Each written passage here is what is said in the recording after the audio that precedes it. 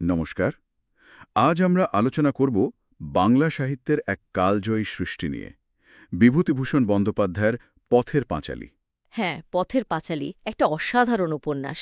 আমাদের কাছে একটা বিশ্লেষণ আছে, পথের পাঁচালী এক কালজয়ী সাহিত্য আলোচনা এই শিরোনামে। আচ্ছা। তো আমাদের লক্ষ্য হলো এর গভীরে যাওয়া আর এমন কিছু দিক তুলে ধরা যা হয়তো সবসময় আলোচনা হয় না। ঠিক।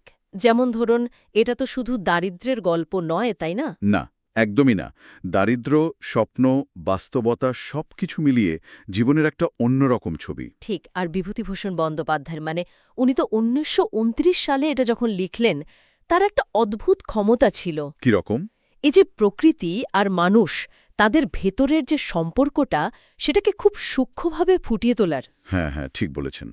আমাদের এই আলোচনাতেও বলছে যে প্রকৃতি এখানে শুধু ব্যাকগ্রাউন্ড নয়। না, একেবারেই না। প্রকৃতি নিজেই যেন একটা চরিত্র। পশ্চিমবঙ্গের ওই ছোট্ট গ্রাম নিশ্চিন্তপুর, নিশ্চিন্তপুর, হ্যাঁ, ওখানেই তো সব। সেখানকার সাধারণ মানুষ দরিদ্র কিন্তু স্বপ্ন দেখতে ভালোবাসে। তাদের জীবন নিয়ে তো গল্প। একদম। আর চরিত্রগুলো? অপু, অপূর্ব। কি দারুণ কৌতূহলী স্বপ্নালু একটা ছেলে। একদম চমকি চরিত্র। আর তার দিদি দুর্গা।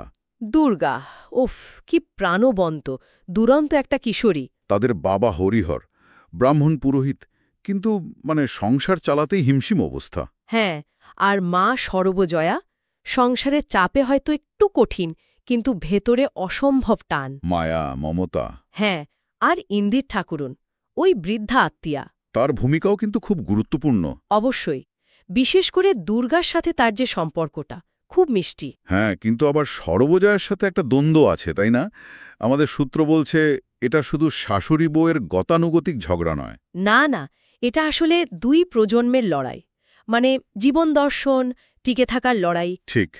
একদিকে সরবজয়ের চিন্তা ভবিষ্যতের, ছেলেমেয়ের। আর অন্যদিকে ইন্দির ঠাকুরুন যেন অতীতকে আঁকড়ে ধরে আছেন। খুব ইন্টারেস্টিং পয়েন্ট।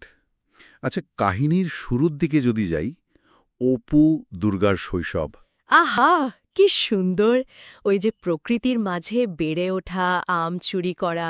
রেলগাড়ি দেখার সেই উত্তেজনা। হ্যাঁ, দারিদ্র্য আছে, কষ্ট আছে, কিন্তু শৈশবের আনন্দটা যেন সবকিছু ভুলিয়ে দেয়। কিন্তু সেই আনন্দ তো বেশি দিন থাকে না। দুর্গার মৃত্যুটা। উফ, ওটা একটা বিশাল ধাক্কা, সবকিছু যেন ওলটপালট করে দেয়। শুধু একটা মৃত্যু নয়, তাই না? যেন নিশ্চিন্তপুরের সরলতার ওপর প্রথম বড় আঘাত। হ্যাঁ, আর আমাদের সূত্র যেমনটা বলছে, অপুর জীবনেও এটা একটা বিরাট মোড়, ওর বেড়ে ওঠার পথে। ঠিক। তারপর বাবা হরিহর যখন বাইরে থেকে ফেরেন, দেখেন সব অন্যরকম। পরিস্থিতি পুরো পাল্টে গেছে। শেষ পর্যন্ত তো ওরা গ্রাম ছেড়েই চলে যায়, কাশীর দিকে। উন্নত জীবনের আশায়, কিন্তু সেখানেই অপু প্রথম মুখোমুখি হয় জীবনের কঠিন বাস্তবতার। বিচ্ছেদ, একাকিত্ব। হ্যাঁ, এই যাত্রাটা তো শুধু এক জায়গা থেকে আরেক জায়গায় যাওয়া নয়, এটা মনেরও যাত্রা। এখানেই তো উপন্যাসের মূল সুরটা, তাই না? একদিকে যেমন দারিদ্র্যের কঠিন বাস্তব, তেমন অন্যদিকে জীবনের ছোট ছোট আনন্দ, স্বপ্ন দেখা। প্রকৃতির সৌন্দর্য, শিশু মনের ওই সরলতা। ঠিক। বিভূতিভূষণ শুধু দুঃখের কথা বলেননি, দুঃখের মধ্যেও মানুষ কিভাবে বাঁচে, আনন্দ খুঁজে নেয়, সেটাই দেখিয়েছেন। একদম। যেমন ধরুন, ইন্দির ঠাকুরনের ওই ছেঁড়া কাথায় শুয়ে রূপকথা শোনা। বা অপু দুর্গার বৃষ্টিতে ভেজা, আহা, ওই মুহূর্তগুলো। এই ছোট ছোট জিনিসগুলোই তো জীবনের মানে দেয়। মানুষের ভেতরের যে জীবনী শক্তি, হার না মানা মনোভাবটা, সেটাই বড় কথা। অভাব বা কষ্ট সেটাকে শেষ করতে পারে না। আচ্ছা, এবার একটু সত্যজিৎ রায়ের সিনেমার কথায় আসি। ১৯৫৫ সালের সেই চলচ্চিত্র। ও, সেটা তো একটা মাইল ফলক, শুধু ভারতে নয়, বিশ্ব সিনেমাতেই। আমাদের সূত্র বলছে এর কারণ শুধু বাস্তবসম্মত চিত্রায়ন নয়। না, আসলে ওই সময়টায় যুদ্ধের পরে পৃথিবীজুড়ে একটা মানবতাবাদী গল্পের খোঁজ চলছিল। পথের পাঁচালী সেটা পূরণ করেছিল। আর সেই বিখ্যাত দৃশ্যটা, অপু আর দুর্গার ট্রেন দেখা। ওটা তো আইকনিক, শুধু সুন্দর দৃশ্য নয়। না না, ওটা যেন একটা রূপক, গ্রাম ছেড়ে অজানার দিকে যাত্রা। একদম।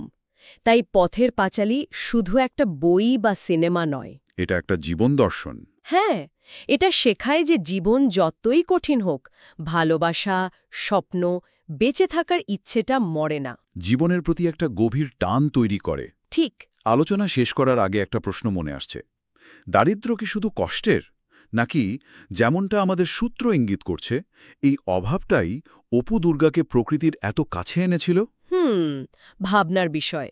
হয়তো জীবনের কিছু গভীর সত্যি চিনতে সাহায্য করেছিল, যা হয়তো সচ্ছলতায় পাওয়া যায় না। হয়তো এই প্রশ্নটা বরং আমরা শ্রোতাদের জন্যই রেখে যাই।